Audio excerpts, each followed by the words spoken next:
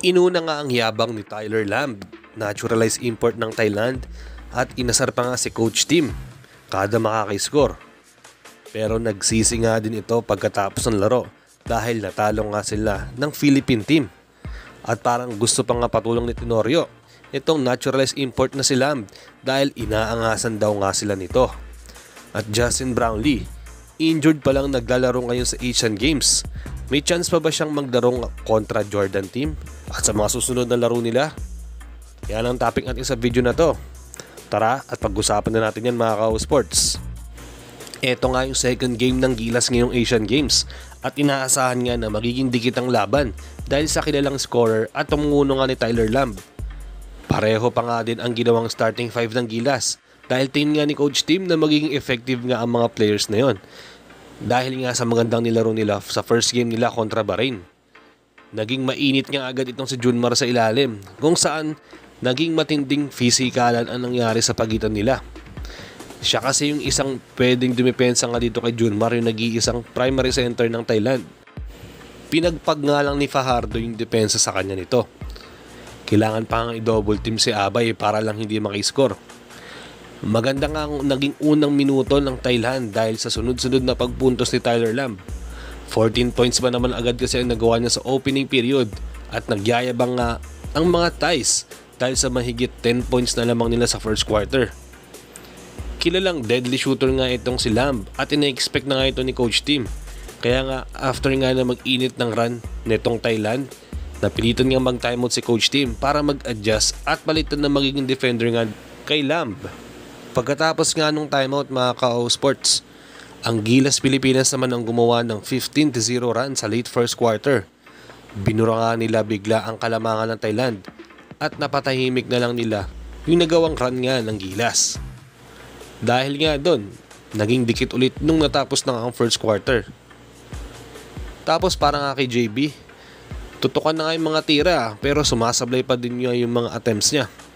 Mabuti na nga lang napanatili niya ang focus niya sa game at hindi nga nasira yung laro niya. Maganda pa din kasi yung ikot ng bola kapag nandiyan niya si JB at nagawa nga pa nila na maka 4 touches ng bola kada player bago itira ang bola.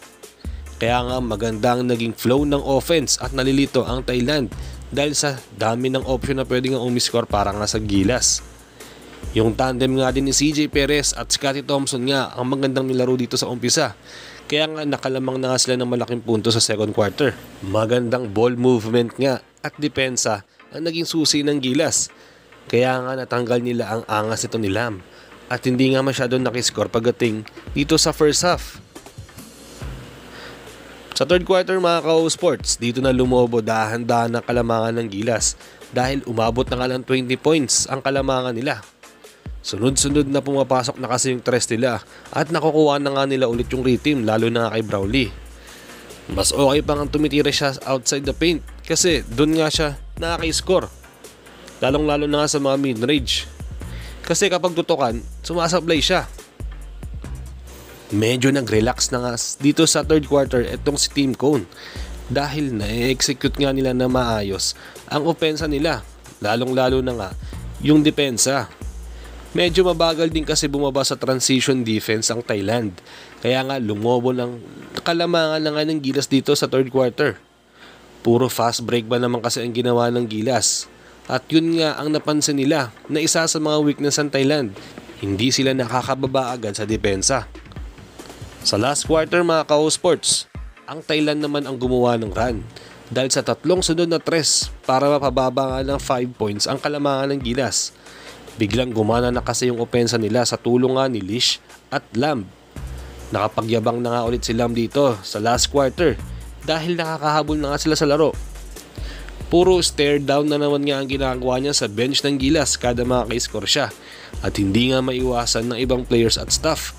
At itong si Tenorio na mapatingin din dito nga sa sobrang kayabangan nga raw ni Lamb. Parang gusto pa nga pumasok sa loob ng court nito ni Tenorio para turuan ng leksyon. Kaso hindi nga yun allowed.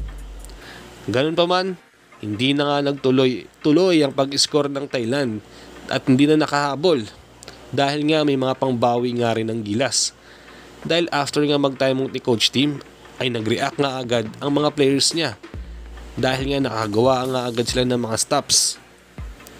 Umasa na lang kasi sa 3-point line ng Thailand dahil nga sa ganda ng depensa ng Gilas at may mga tira pang pilit na pilit. At dahil doon nakalamang na nga ulit ang Gilas. Pinamunuan nga nila Brownlee at Perez ang scoring, kaya na-maintain nila ang kalamangan at umabot na nga ulit sa double digit nila. Second straight win na nga ito para nga ng Gilas sa Asian Games. At susunod nga natin mga kalaban ay ang Jordan team na inaasahan nga na magiging dikdikan ng laban dahil nandoon nga ang naturalized import na si Rondae Hollis Jefferson.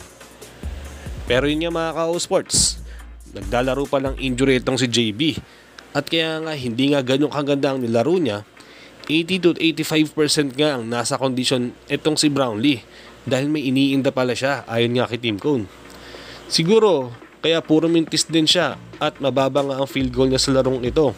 May rumors nga mga ka-O-Sports na gusto daw palalain sana ang injury nito ni Brownlee ng isang Thailand player at ito nga ay si Lamb dahil gusto nga daw niyang mawala siya sa laro at baka magka-chance pa nga manalo. Nililinaw ko lang mga ka-O-Sports, ito ay rumors pa lamang. Pero yun nga, sana lang makarecover na nga agad si Brownlee sa iniinda niyang injury.